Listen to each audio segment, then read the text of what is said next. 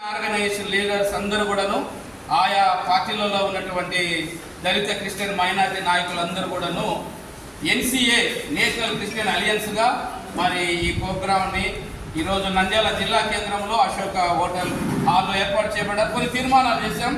తెలంగాణ ప్రభుత్వం రాబోయే రోజుల్లో కూడా పాస్టర్స్ గౌరవేతనం ఇవ్వాలని, మరి దళిత క్రిస్టియన్ మైనార్టీలకు ఎమ్మెల్యే ఎంపీ సీట్లలో కూడా ఆయా పార్టీలు సీట్లు కేటాయించాలని, అంత మాత్రమే కాకుండా ఇన్ని దాడులు జరిగినా ఇన్ని రకాలైనటువంటి హింసకు గురవుతున్నా కానీ మరి సభా వేదికలలో మరి ఉన్నత సభలలో మాట్లాడడానికి వాయిస్ లేదని చాలా మంది కూడా వాపోతూ ఉన్నారు. మరి మా పక్షాన ఎవరు మాట్లాడుతున్నారు, ఎవరు కార్యక్రమాలు చేస్తున్నారు, మా వర్గాల నుంచి మా వారు ఉండాలని కోరుతూ ఉన్నారు. మరి తెలంగాణ నుంచి, ఆంధ్రప్రదేశ్ నుంచి, ఆయా జిల్లాల నుంచి నాయకులు ఇచ్చేస్తున్నారు. వారి మాటల్లోనే విందాం. కాబట్టి మీరందరూ కూడా విచ్చేసినందుకు వందనాలు తెలియజేస్తూ ప్రభుత్వాలు కూడా మా విన్నపాన్ని తెలియజేస్తున్నాను. Thank you all. Organization leaders అందరూ కూడాను ఆయా పార్టీలలో ఉన్నటువంటి దళిత క్రిస్టియన్ మైనారిటీ నాయకులందరూ కూడాను ఎన్సీఏ నేషనల్ క్రిస్టియన్ అలియన్స్గా మరి ఈ ప్రోగ్రామ్ని ఈరోజు నంద్యాల జిల్లా కేంద్రంలో అశోక హోటల్ హాల్లో ఏర్పాటు చేయబడ్డారు. కొన్ని తీర్మానాలు చేశాం.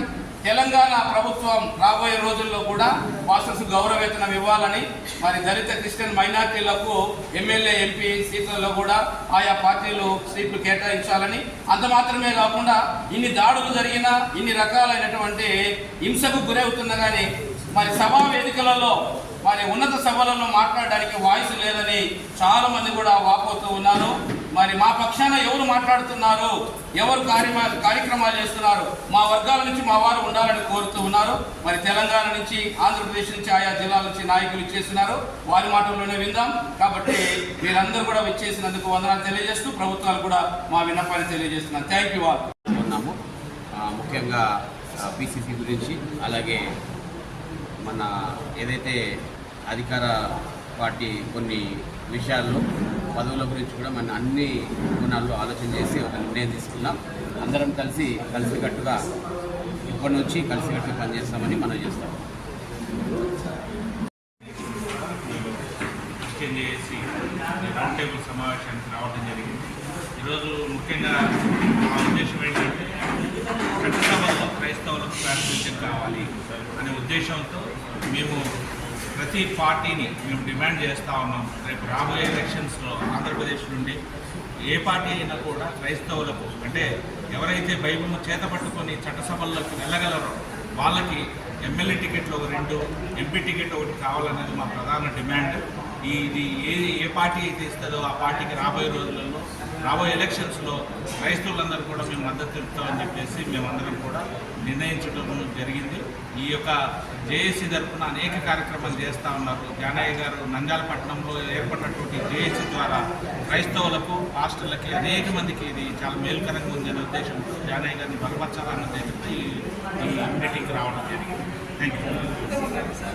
విషయమే చర్చించడం జరిగింది.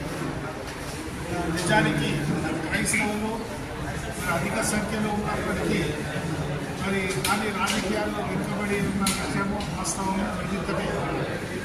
కనుక ఉభయ రాష్ట్రాల్లో కూడా క్రైస్తవ సమాజానికి రాజకీయంగా అభివృద్ధి చెందేందుకు గాను, తద్వారా ఆ యొక్క సమస్యలు లోక్సభ, అది రాజ్యసభ మరియు అసెంబ్లీలో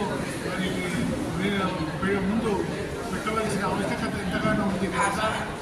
ఈ అనేక సంవత్సరాల తర్వాత ఈరోజు ఇటువంటి జేఏసీ సమావేశంలో ఇటు తీర్మానం తీసుకోవడము, మరి వారికి జేఏసీ నాయకులందరికీ కూడా మరి టీసీడబ్ల్యూ ఆధ్వర్యంలో ప్రత్యేకమైన ధన్యవాదాలు తెలుపుకుంటున్నాం. ఏ పార్టీ అయినా సరే మరి ఈ యొక్క క్రైస్తవ సమాజం నుండి మరి సీటు సంపాదించి ముందుకు పోయినట్లయితే మొత్తం